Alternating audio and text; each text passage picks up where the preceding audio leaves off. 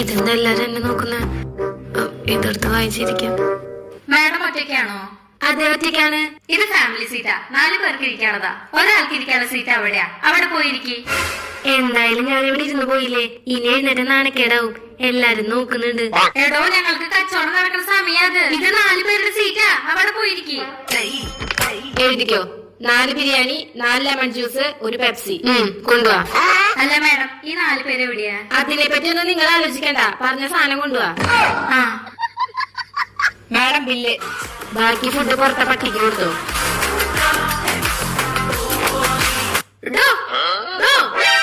ഓ, സ്വപ്നായിരുന്നോ?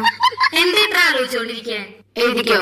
4 biryani, 4 lime, ഒരു minute. അല്ലെങ്കിൽ വേണ്ട, 1 ഉപ്പ് സോഡ.